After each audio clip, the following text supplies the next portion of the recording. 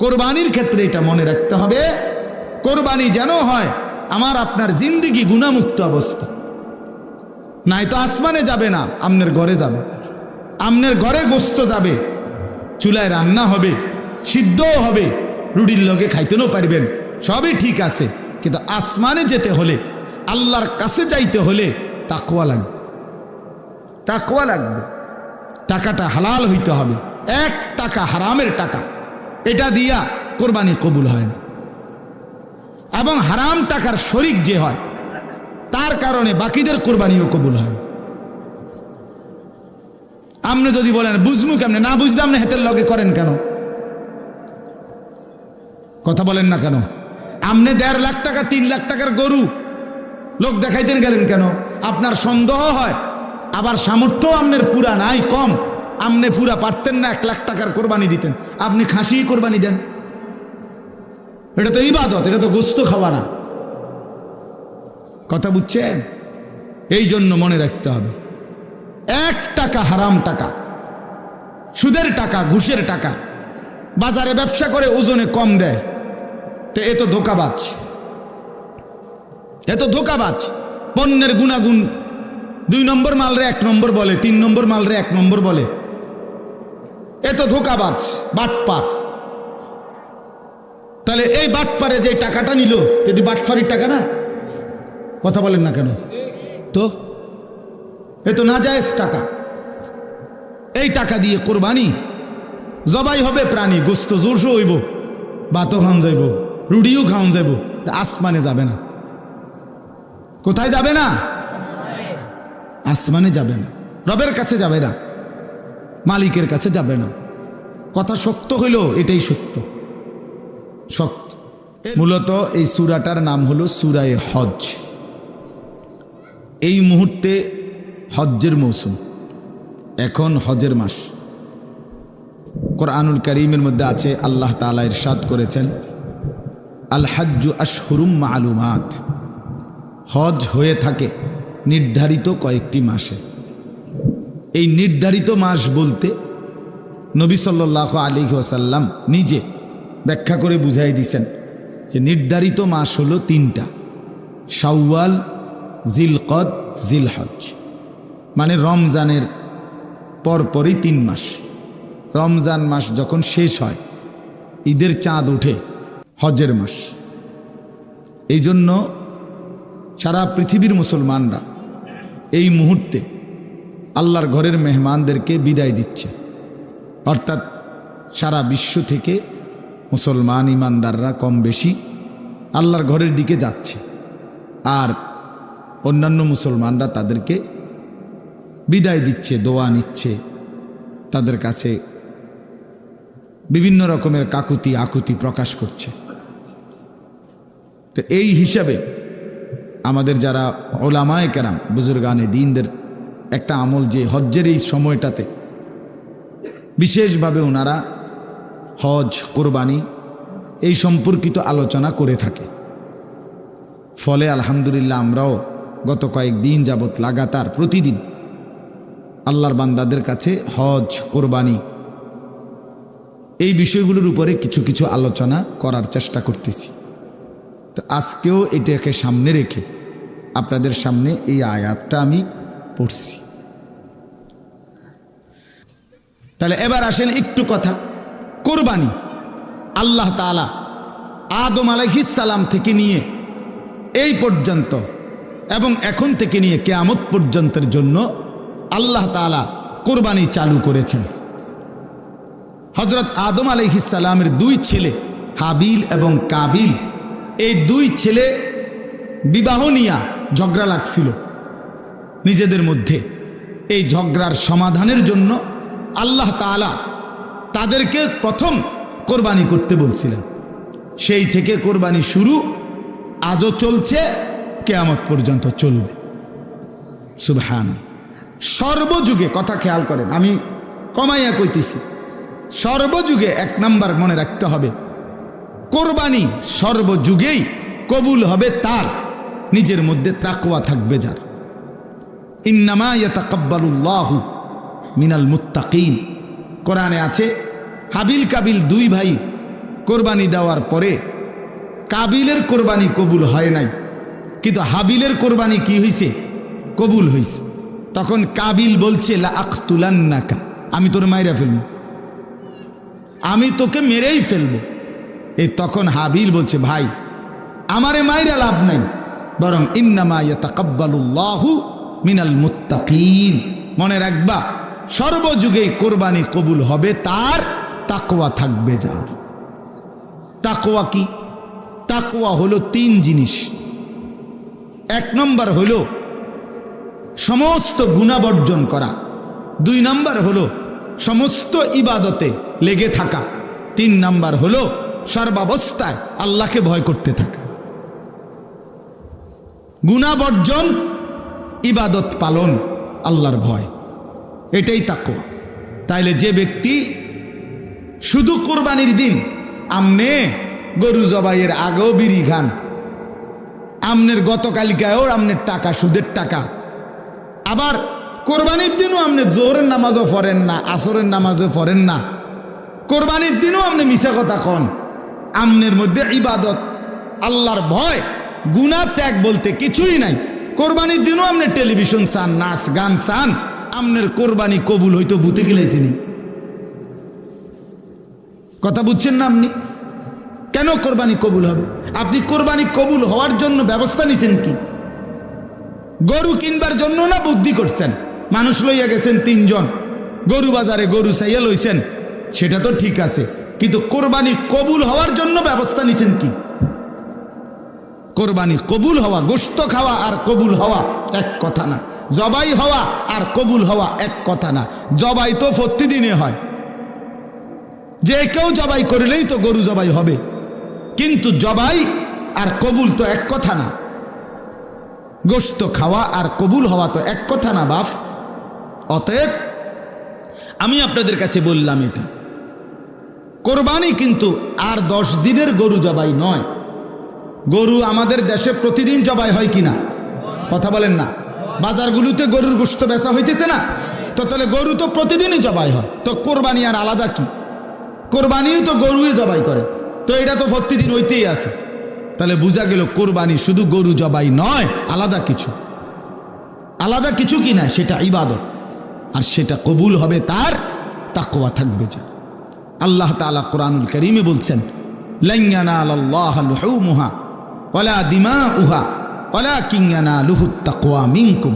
আল্লাহ বলেন আমার বান্দা শুনো, তোমাদের গোশত, রক্ত, কোরবানির প্রাণীর কিছুই আমি নেই না, আমি শুধু তাকওয়াটা নেই। আমি তাকওয়া নেই। তুমি দেখছো গরুর দিকে, আমি দেখছি তোমার জিন্দেগির দিকে। তুমি দেখো গরু কেমন হৃষ্টপুষ্ট গরু, আল্লাহ বলেন আমি দেখছি তুমি কেমন ইবাদত আমলওয়ালা, আমি তোমাকে দেখব, তুমি গরুকে দেখো। কথা বুঝছেন কিনা বলেন? তুমি কি দেখো? গরু দেখো। আল্লাহ বলেন আমি দেখব কি? তোমাকে। তোমাকে ইন্নাল্লাহা লা ইয়ানজুরু ইলা সুওয়ারিকুম ওয়ালা ইলা আজসামিকুম। নবী সাল্লাল্লাহু আলাইহি ওয়াসাল্লাম বলেন নিশ্চয়ই আল্লাহ তোমাদের চেহারা শরীর দেখবে না, ওয়ালাকিন ইয়ানজুরু ইলা কুলুবিকুম ওয়া আমালিকুম, বরং আল্লাহ তোমাদের দিল দেখবেন আর তোমাদের আমল দেখবেন। আল্লাহ দেখবেন বান্দা কুরবানি আজকে, অথচ প্রাণী তো জবাই করলা, তো গোশত করতে করতে হাড্ডি চুলতে চুলতে, হাড্ডি কোবাইতে কোবাইতে জোহরও শেষ, আসরও শেষ, মাগরিবও শেষ। কোরবানি তো ছিল ওয়াজিব, জোহর তো ছিল ফরজ। কোরবানি তো ছিল ওয়াজিব, আসরের নামাজ তো ছিল ফরজ। আল্লাহর জন্য কোরবানি করলে আবার নাচ দেখো কেমনে।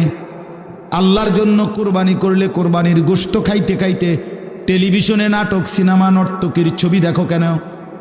এটা কেমনে হইল আল্লাহর জন্য? এটা কেমনে হইল কোরবানি? এটা তো আর 10 দিনের মতো, বছরের অন্য দিনের মতো গোশতই খাওয়া। হ্যাঁ বলেন?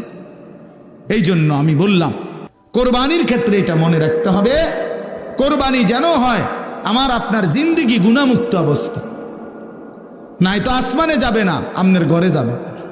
আমনের ঘরে গোশত যাবে, চুলায় রান্না হবে, সিদ্ধও হবে, রুটির লগে খাইতেও পারবেন, সবই ঠিক আছে, কিন্তু আসমানে যেতে হলে, আল্লাহর কাছে যাইতে হলে তাকওয়া লাগবে, তাকওয়া লাগবে। টাকাটা হালাল হইতে হবে। 1 টাকা হারামের টাকা, এটা দিয়া কোরবানি কবুল হয় না। এবং হারাম টাকার শরিক যে হয় তার কারণে বাকিদের কোরবানিও কবুল হয় না।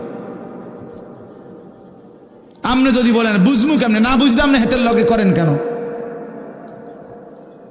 কথা বলেন না কেন? আপনি 1.5 লাখ টাকা 3 লাখ টাকার গরু লোক দেখাইতেন গেলেন কেন? আপনার সন্দেহ হয়, আবার সামর্থ্য আপনার পুরা নাই, কম, আপনি পুরা পারতেন না 1 লাখ টাকার কোরবানি দিতেন, আপনি খাসি কোরবানি দেন। এটা তো ইবাদত, এটা তো গোস্ত খাওয়া না। কথা বুঝছেন? এই জন্য মনে রাখতে হবে, 1 টাকা হারাম টাকা, সুদের টাকা, ঘুষের টাকা, বাজারে ব্যবসা করে ওজনে কম দেয়, তো এ তো ধোঁকাবাজ, এ তো ধোঁকাবাজ। পণ্যের গুণাগুণ 2 নম্বর মালরে 1 নম্বর বলে, 3 নম্বর মালরে 1 নম্বর বলে, এ তো ধোঁকাবাজ, বাটপার।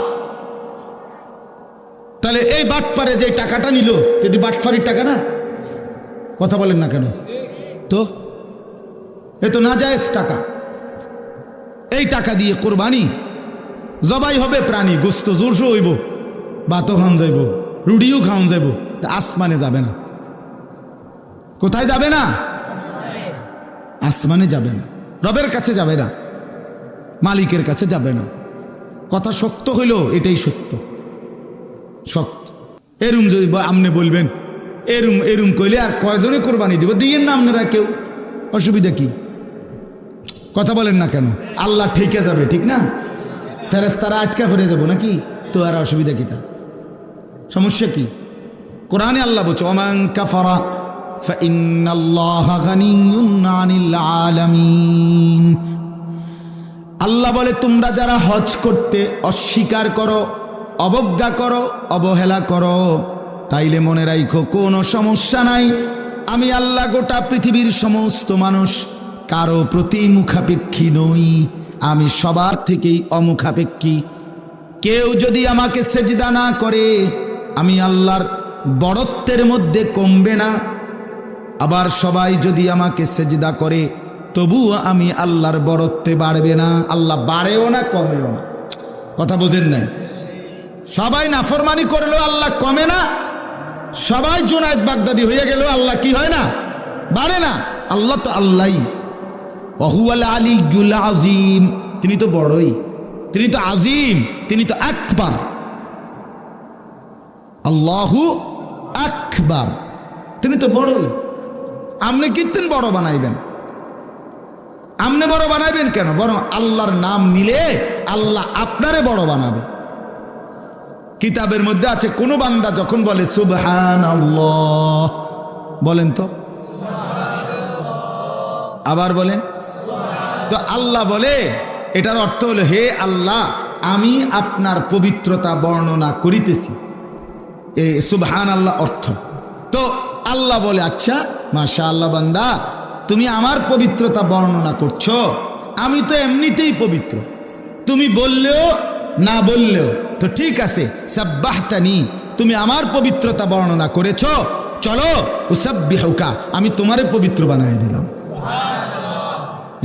আলহামদুলিল্লাহ বলেন তো। আল্লাহকে আমি বললাম আল্লাহ আমি আপনার প্রশংসা করছি। আল্লাহ বলেন তুমি আমার প্রশংসা করলা, আমি তো এমনিই প্রশংসিত, যাও তোমাকেও আমি প্রশংসিত বানাই দিলাম, মানুষ তোমারে ভালো বলবে। জিকির করে দেখো, তোমারে দেখবা মানুষে ভালো করবে, কব লোকটা নামাজি, লোকটা আল্লাহওয়ালা, লোকটা জিকির আজকার করে, বলবে মানে আল্লাহই জিকিরের বরকতে তোমারে কি বানাই দিবে? দামি বানাই দিবে। তাইলে আল্লাহ তাআলা বলেন তোমরা কেউ বন্দিগি না করলেও আমার সমস্যা নেই, আমার সমস্যা নেই।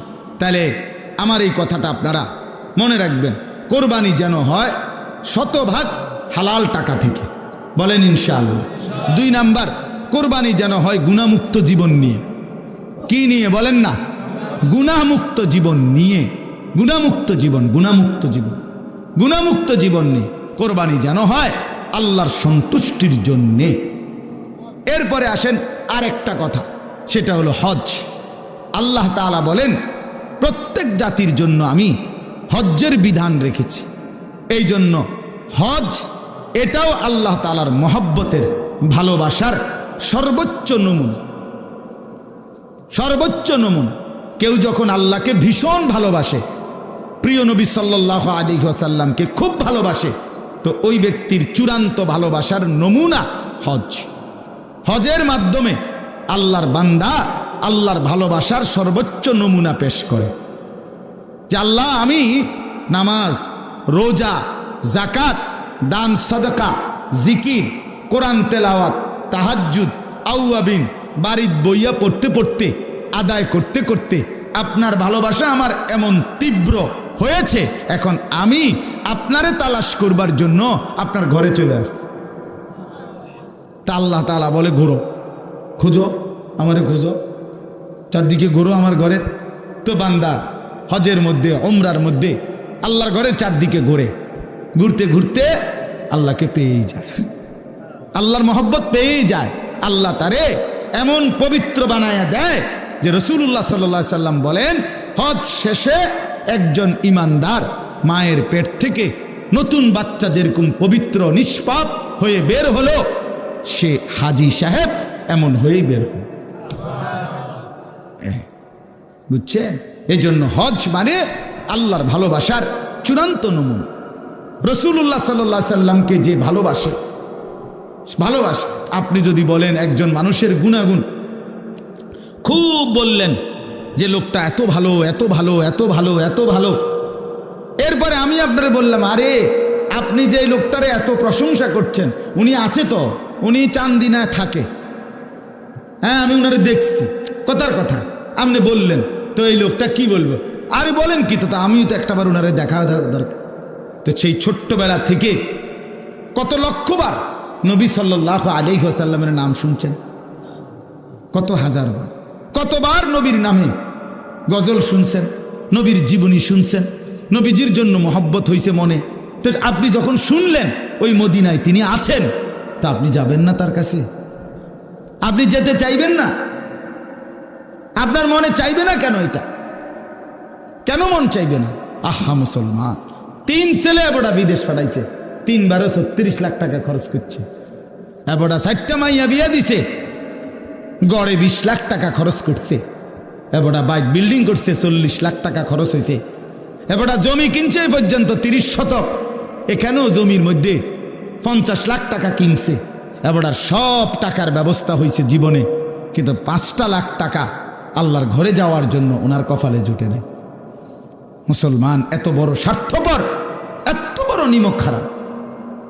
আল্লাহর ঘরে যাওয়ার কথা বললে, হজের কথা বললে 9-6 করে, জামু যাইলে মইলি যাইতে তো মনে কয় কিচ্ছু তো নাই, ফোলা দুগা ফোলা বিদেশ ফাটাইছি, তারা যদি তাগো যদি খোদায় লোয়ায়, আল্লাহ লোয়ায়, তারা যদি ফাড়ায়, ওটা কুমায় কোঁতায়, এই সমস্ত বেড়াইম্মা কথা, কুমাইন্না কথা দিয়ে নিয়ে আপনি আল্লাহর ঘরে যাবেন বলে? আপনার হাতে কি গত 30 বছরে লাখ লাখ টাকার ব্যবস্থা হয় নাই? কথা বলেন না কেন? তো আল্লাহর ঘরে যাওয়ার জন্য হলো না কেন? কেন হইল না? এই জন্য বাপ, এই আমার 3 কথা শেষ, এতটুকুই আজকে কথা। 1 নাম্বার কথা হলো প্রত্যেক জাতির জন্য আল্লাহ তাআলা কোরবানির বিধান রাখছেন, অতএব কোরবানির হুকুম আমাদের সামনে। আমাদের কোরবানি যেন হালাল সম্পদ থেকে হয়, আমাদের কোরবানি যেন গুনাহমুক্ত জীবন নিয়ে হয়। 2 নাম্বার কথা হলো প্রত্যেক জাতির জন্য আল্লাহ তাআলা হজ্জের বিধান রেখেছেন। হজ এক মুমিনের স্বপ্ন, সাধনা। ওই ছেলেরা, এই এনে বসে মোবাইল টিপো কেন? বেটা ফালতু কোথাকার বেটা, তোমারে আসতে বললো কেন বেটা? তামাশা 1 সেকেন্ডের জন্য ছেড়ে দেওয়া যায় না? 10টা মিনিট আলগা হন যায় না? বইসেই শুরু করছে সদর বদর, গাফিল কোথাকার বেটা। মানে এক জিন্দিগি বানায় নিছে যে যেখানে আমি কি হুজুর, কি আলেম, কি আল্লাহর কথা, কিছুর কোনো পাত্তা আমার যেটা মনে কয় না। আরে বেটা, এটা কোনো জীবন না রে ভাইয়া। আমি হয়তো ধাক্কা দেই আর কি, একটু ধমক, শক্ত আমি, একটু কঠিন বলি আর কি, কিন্তু এটা কি জীবন মানুষের? এভাবে আত্মভোলা হয় কেমন মানুষ? এভাবে হয় কেন? এভাবে আল্লাহকে ভুলে গেল কেন? হায় মুসলমানের সন্তান, একটা মোবাইলই জীবনের শেষ কথা হয়ে গেল, একটা মোটর সাইকেল জীবনের শেষ সাধনা। কোনোভাবে একটা মোটর সাইকেল কিনতে পারছে, খালাস, জীবনের বেঁচে থাকার সার্থকতা, সফল জীবন, সফল জিন্দিগি। মোবাইল, একটা মোবাইল, একটা মোটর সাইকেল, একটা মেয়ে, 3 জিনিস আছে কোনো যুবকের, খালাস, সে 7 দেশের 7 মহাদেশের বাদশা। তার রং সাইকে হে পারে না, ঠেঙ্গালগি দিয়ে আনে। হ্যাঁ, একটা বড় মোবাইল আছে, একটা মোটর সাইকেল আছে, একটা মেয়ের সাথে কি আছে? সম্পর্ক আছে। খালাস, তার জীবন সুখে ভরা। হে মনে করতেছে রঙের ঘুড়ি উড়াইতে আছে।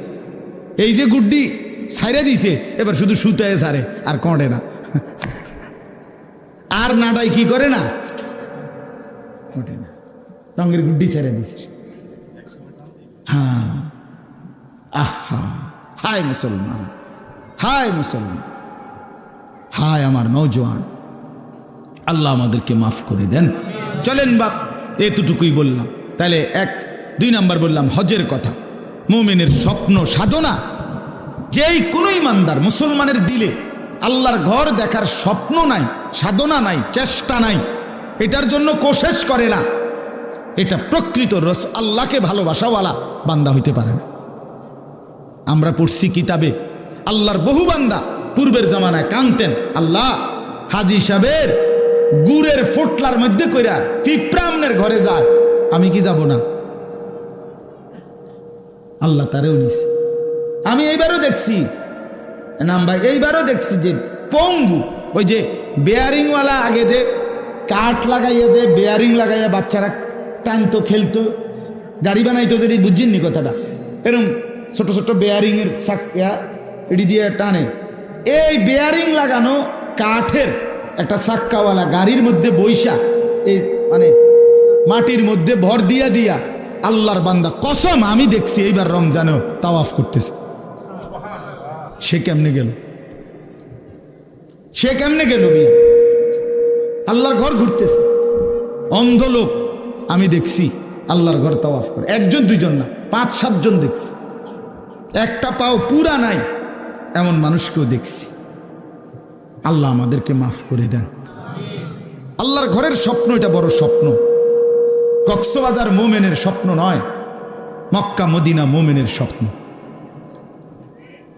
আমরা এই কিতাবে পড়ছি, কত বুজুর্গ আল্লাহর প্রিয় বান্দারা বলতেন, আল্লাহ রে, আল্লাহ আমি প্রত্যেক দিন নামাজে বলি মুতাওয়াজ্জিহান ইলা জিহাতিল কাবা, আল্লাহ কাবার দিকে ফিরে নিয়ত করলাম, আর বাকি 28টা গাছ বিক্রি করে হজের টাকা মিলাইয়া আল্লাহর ঘরে গেছে। তার জীবনের সাধনা, আমি মালিকের ঘরে দেখব, আল্লাহর ঘরে যাব, স্বপ্ন দেখছে, আল্লাহ নিয়ে গেছে। এই জন্য আমরা প্রত্যেকে ইনশাআল্লাহ নিয়ত করি, ছোট বড়, যে আমি আমার মালিকের ঘর দেখব, আল্লাহর ঘর দেখব। আল্লাহ, আমি তো আমার ছোট মেয়েরও ডেইলি জিগাই, আব্বু যাইবা আল্লাহ ঘরে যাইবা, বলো আব্বা। আল্লাহ তাআলা তৌফিক দান করেন। সর্বশেষ কথা হইল ইবাদত। আল্লাহ বলেন আমি প্রত্যেক জাতির জন্য ইবাদত রেখেছি, অতএব ইবাদত ছাড়া মানুষ হয় না। ভাইয়া আবারও বলল, যার কপালে সেজদা নাই, এই ছেলে তুমি মানুষ না, মনে রাখো, তুমি কোনো মানুষ না। তুমি ওই যে বললাম ডোমেস্টিক অ্যানিমেল, তুমি গৃহপালিত প্রাণী, যেটা ঘরে পালে, ছাগল গরুর লগে তোমারও এই ঘরে পালতেছে আর কি। তুমিও একটা ডোমেস্টিক অ্যানিমেল, তুমিও একটা গৃহপালিত প্রাণী আর কি। তোমারে ভাত খাওয়ায় আর গরুরে ঘাস খাওয়ায়, খল্লি ভুসি খাওয়ায়, এর দূর তফাৎ, বাকি দুইটাই গৃহপালিত প্রাণী। আর যদি মুসলমান হয়, মানুষ হয়, তাইলে সে নামাজ পড়বে, সে বন্দিগি করবে। এই জন্য বন্দিগিবিহীন, ইবাদত বিহীন, আল্লাহ বলেন আমি কোনো জাতি বানাই নাই, তাইলে ইবাদত বিহীন মানুষ হয় না। আল্লাহ তাআলা আমাদের প্রত্যেককে আল্লাহর জন্য নিজেদের জীবন সুন্দর করে ইবাদত করার তৌফিক দান করেন। মা বোনরা আপনারাও পর্দা পুশিদা করবেন। নিজের ইজ্জত, নিজের সতীত্ব, নিজের পর্দার